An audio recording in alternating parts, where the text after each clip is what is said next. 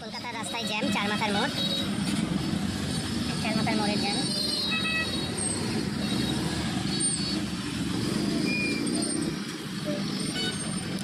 শোনো, ভবনটার নাম কি ভাই? এই জায়গার নাম কি? এখানেই 21শে জুলাই এখানেই সভা হয়। দিদি সভাটা এখানে, এই জায়গাটাতে হয় স্টেজটা। তুই জানিস না ভাই? বেশি আগেই পেয়ে যাবে।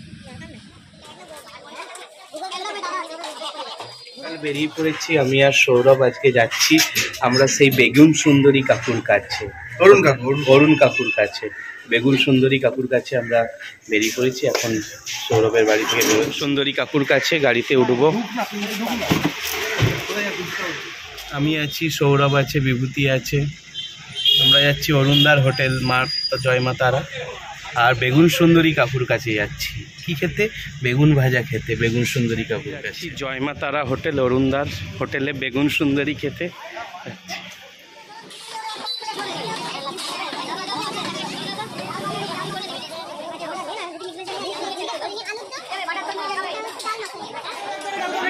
এই জায়গায় মিক্স ভেজ দেবে, এই জায়গায় ডাল মাখানো দেবে।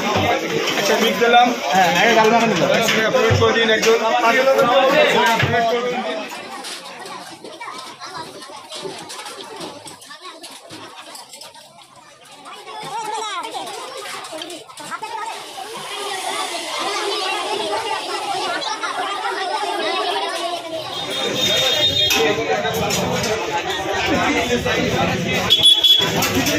ওখানেতে খাচ্ছি রুটি আর মিক্স ভেজ। এই দেখো সুন্দর করে খাচ্ছি। কি নাম এটা? ফুলকপি গন্ধরাজ, এটা ফুলকপি গন্ধরাজ, এটা মিক্সড ভেজ, এটা ডাল মাখানি, এটা আছে চিকেন আলু 65। অরুণদার দোকানে এসে খাচ্ছি আলু 65 খাচ্ছি অরুণদার দোকানে এসে।